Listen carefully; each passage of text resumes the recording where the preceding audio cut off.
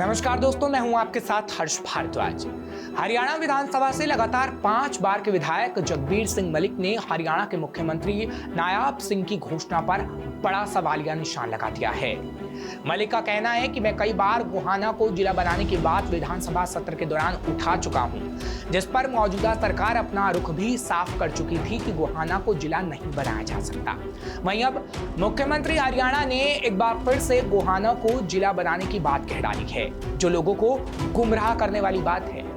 श्रेष्ठ भारत संवाददाता ने जब जगबीर सिंह मलिक से कई और सवाल किए तो उन्होंने क्या कहा, वो सुनिए। व्यक्तित्व से आपको मिलाने जा रहे हैं जिनके चरित्र पर आज तक कोई दाग नहीं, जिनके काम बोलते हैं।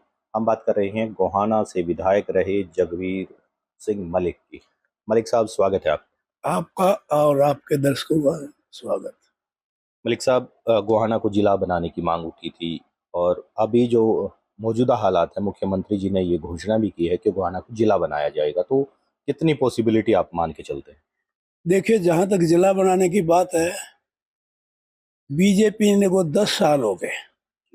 बीजेपी शासन में आने से पहले गोहाने को जिला डिक्लेयर करके इन्होंने यूनिट बनाई थी अपनी पार्टी की।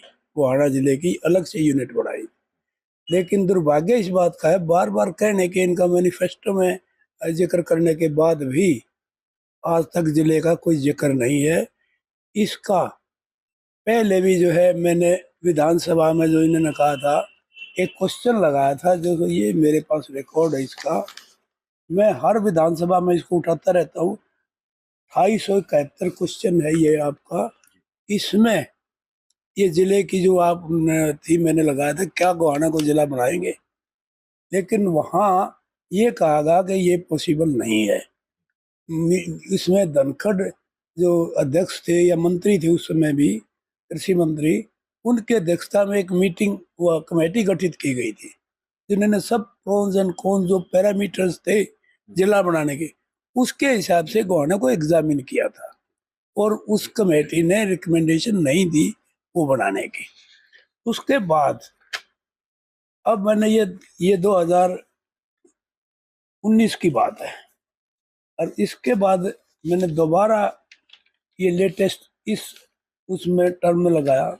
ये सवाल मेरा दुष्यंत चौटाला जो रेवेन्यू मिनिस्टर थे, उसमें जब मैंने सवाल लगाया तो इन्होंने जवाब दिया, sir there is no proposal under consideration to declare Gohana as a district.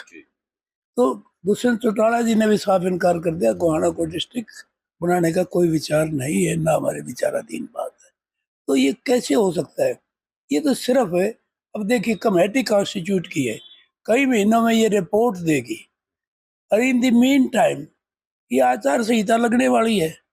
सिर्फ ये झूठी वाही झूठा प्रचार लोगों को बरगलाने के लिए अब जो है बीजेपी जो है गोहाना को जिला बनाएगी, सिर्फ लोगों को भ्रमित करने के लिए ये इस तरह के झूठा प्रोपेगेंडे की बात है। इसमें कोई सच्चाई नहीं है कि गोहाना जिला बनने। 2 महीने में रिपोर्ट 3 महीने में देने का इन्होंने रखा है, 3 महीने में रिपोर्ट देंगे। उस टाइम तो आचार संहिता लगी हुई होगी, कैसे जिला बन सकता है? जगबीर जी, एक बात ये भी जानना चाहेंगे कि जिस तरह से राहुल गांधी जी ने खुद प्रचार किया कि बीजेपी सत्ता में आएगी तो संविधान बदल देगी, तो कितना सच मानते हैं उसको? देखिए, मैं समझता हूँ जो अब तक के कार्यकलाप है बीजेपी के, जो अब तक का उसका वो देखते हैं, जहां तक रिजर्वेशन की बात है, अब देखिए, चाहे प्राइवेट जो HKRN का हरियाणा में लागू कर दिया, लाखों बच्चों को नौकरी लगाई, चाहे वो 18,000 रुपये महीने की थी, लेकिन वहाँ रिजर्वेशन कहाँ थी? तो उनका हक कहाँ गया? इतने इतने लड़के, रेलवे का है, प्राइवेट आदमी काम करते, रेलवे में भर्ती खत्म कर दी, कहाँ गया उनका हक? तो जहां तक ये बात है इसकी 400 पार की, उनका खुद कैंडिडेट ये इस बात को लिए कहता है कि हमें 400 सीट देते, हम संविधान को बदलेंगे, हम रिजर्वेशन को खत्म करेंगे। इनके खुद के बीजेपी के बड़े लीडर्स ने ये बयान दिए हैं, तो क्या समझे हम, उनकी मानने कि नहीं माने? और 400 पार का जो नारा दिया, उसकी असलियत क्या थी ये भी सामने आ गई। लोगों ने इसके खिलाफ, लोगों ने उनकी मंशा को भांप लिया, ये कुछ भी कर सकते हैं, इनका कोई भरोसा नहीं, और इसीलिए लोगों ने जो है ना इसके संविधान को बचाने के लिए भी मतदान किया, इसमें कोई दो राय नहीं। गोहाना में कौन से जो मूलभूत सुविधाओं के काम बाकी हैं जिनको आप मौजूदा समय में करवाना चाहते हैं? देखो, हमारा मूलभूत सुविधा बेसिक एक तो वेस्टर्न बाईपास है, इसका मुद्दा आज भी उठाया गया था। मैंने ये उस समय राव नरवीर 2015 में मुख्यमंत्री जी ने ये कहा था हम वेस्टर्न बाईपास बनाएंगे, मनोहर लाल खट्टर जी ने। उससे पहले इस पर प्रोग्रेस चालू थी, इसका लाइन डिमार्केशन वगैरह होने लग रहे थे। इन्होंने वायदा किया हम बनाएंगे, लेकिन 2015 के बाद आज 2024 आ गया, कोई अता पता नहीं उसका बनाएंगे कि नहीं बनाएंगे। मैंने इसको लेकर विधानसभा में जो है 19 मार्च 2015 को ये सवाल उठाया था, क्या वेस्टर्न बाईपास ये सरकार बनाएगी? तो सरकार का जवाब ये था, यद्यपि इसके निर्माण की संभावना पर विचार किया था, परंतु इसके निर्माण की उच्च लागत के कारण और 2 ऊपरगामी पुलों के निर्माण की जरूरत के कारण व्यवहारिक नहीं समझा गया, ये इनकार कर दिया। दूसरा, फिर बाद में 2022 के अंदर फिर इस पर बात आई, भूमि का मुआवजा ज्यादा मांगा तो गोहाना बाईपास प्रोजेक्ट रद्द कर दिया, मुआवजे के कारण रद्द कर दिया।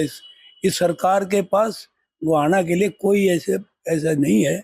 इसके बाद मैंने ये जो है 21/12/2023 को फिर विधानसभा में इस बाईपास के मुद्दे को उठाया।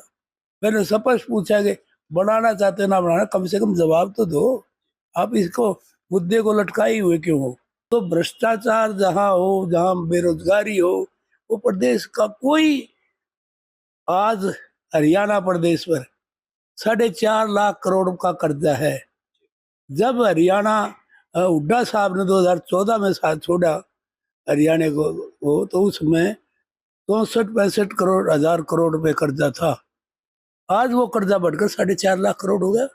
हुड्डा साहब ने तो मेट्रो भी बनाई, हुड्डा साहब ने रेलवे लाइन भी बिछाई, हुड्डा साहब ने थर्मल भी बनाए, मेडिकल भी बनाए, सारे प्रोजेक्ट बनाए, IIM, IIT, IIM, और ये सारे प्रोजेक्ट बनाने के बाद भी 64,000 करोड़ का कर्जा।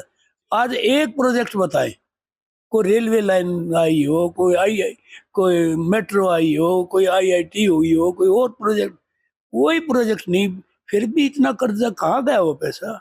जगबीर मलिक जी से हमने बातचीत की और लगातार हम राजनीति के मंजे हुए खिलाड़ियों से बातचीत करते रहेंगे। फिलहाल ऐसी और खबरों के लिए आप देखते रहिए श्रेष्ठ भारत। श्रेष्ठ भारत पर खबरों से जुड़े रहने के लिए चैनल को सब्सक्राइब और लाइक करें, बेल आइकन दबाएं और देखते रहें श्रेष्ठ भारत।